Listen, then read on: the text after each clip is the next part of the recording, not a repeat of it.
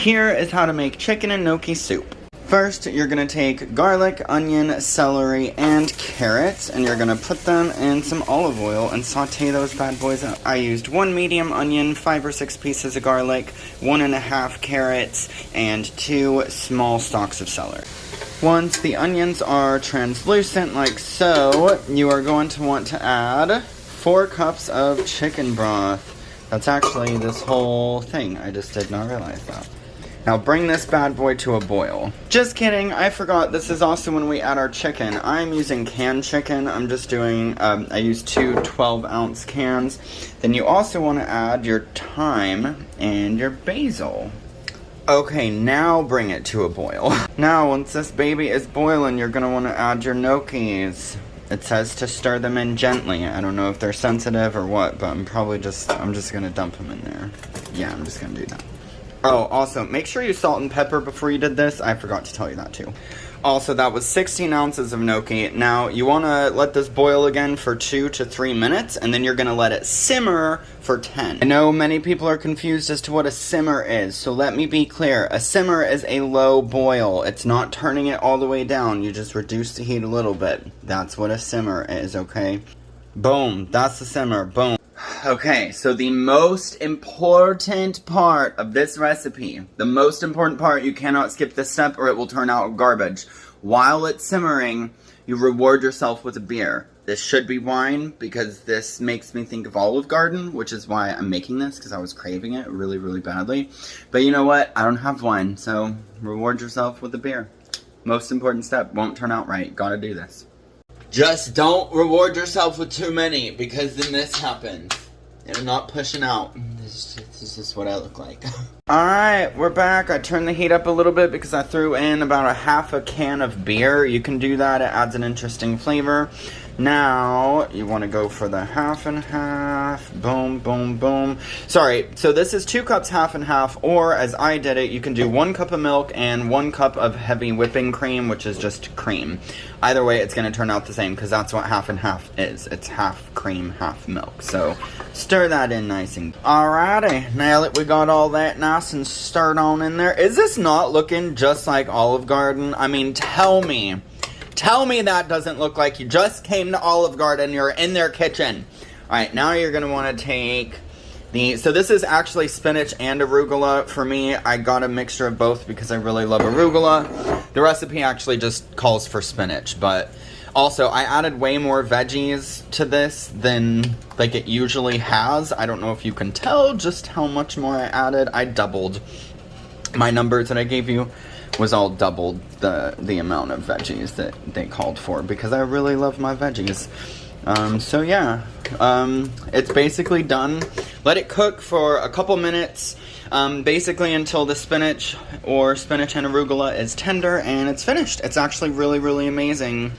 No lie, I'm super impressed. This is my first time ever making it. I was just really excited about it because I've been craving it like crazy. And then I'm about to make 2 sides, and I will show you how to do those as well. And then we'll do a little taste test at the end. Alright, so keeping on our Olive Garden trend, we are going to make a salad. It's spinach, arugula, tomatoes, mushrooms, mushrooms, black olives, and some carrots. Now, I'm not using Italian dressing.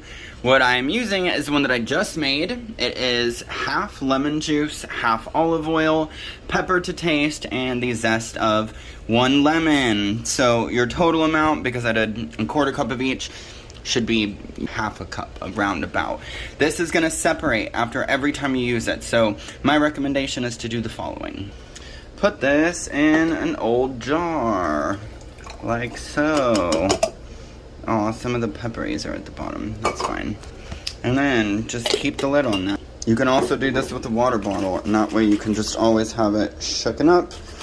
Right? So this is called watercress dressing, and it's my favorite type of dressing. I love it. Last but not least, you guessed it, garlic bread. So to make your own garlic butter spread, just literally take some butter, melt it in the microwave, put in garlic salt to taste, and then I always throw in some Italian seasoning. So this is literally just butter, garlic, salt, and Italian seasoning. It's been sitting here waiting for me to use it. Spread it on these like so. Make sure it's a nice thick layer so you get all the flavor in there, right? Now, if you want to get real frisky, and trust me, I do, take some shredded Parmesan and just sprinkle it onto these bad boys. Yeah, sprinkle it real good sprinkle. Boom. You can also add some sprinkles of this at the end, but I put so much in that butter, I don't need it, but usually I would sprinkle a little bit of that on top of this. Alright, to cook these, and trust me on this, I know you're gonna think I'm crazy, because everyone always does. You put the oven on broil. Yes, broil. Just trust me, alright? You're gonna wanna, not directly underneath those burning crazies, but like one down. You're gonna wanna put them right there, and watch them. This literally takes sometimes less than a minute, so it doesn't take long at all. Boom, magic is about to happen, I'm telling you. Hello. Hi there. Are you doing okay? Been in there for about 30 seconds, and if you can see them bubbling and getting all bluishly, it really does not take long. Broil is the best way to make garlic bread, I'm telling you. Oh, look at that. It's ready to go. It's ready to be in my tummy. I'm not kidding. This took like a minute to a minute and 30 seconds. That was it. Look how fantastic. Okay, so here is the final result. We've got El Supo, right? I put a ton of cheese. So the type of cheese that they have at Olive Garden is not Parmesan. Everyone always calls it Parmesan. It's not Asiago, it's Romano. I don't have Romano, so I grated a ton of Asiago into this, not as much as I would Romano because Asiago has a really strong flavor and a little bit of Parmesan. And I'm going to drench this in Tabasco. It's how I like mine. It's delicious. Just bear with me. Okay. Got 17 little squirties, right? Just twist that all together. Usually I like to put enough to make it turn pink. That's how I know that it's enough. Oh no, that's fantastic. OMG. That's like indistinguishable. Like, if you put this on my table at Olive Garden, I'd have no clue that I made it at my house. No clue.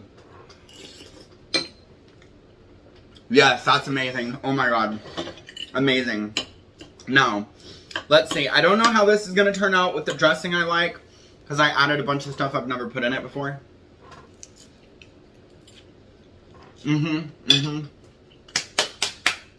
It's good. Yeah! And the garlic bread is incredible. It's incredible. Here, let me get you a close-up. Hold on. Boom. Check this shit. Do you see? Also, do you see how perfect these go with this? Like, just saying, that's beautiful. Perfect. It's beautiful. It's beautiful. It's beautiful. Alright, so that's it for this. Sorry that I've had my shirt off the whole time. It's really hot in this house. Like, obvious. I'm very sweaty. I'm very hot. I'm always very, very hot. So I'm gonna eat this. And you guys have a fantastic day. Bye! Forgot to tell you one fun little factoid. If you like that dressing that, that I made, then what you can do for the rest of the salad is go ahead and just pour some of it into it.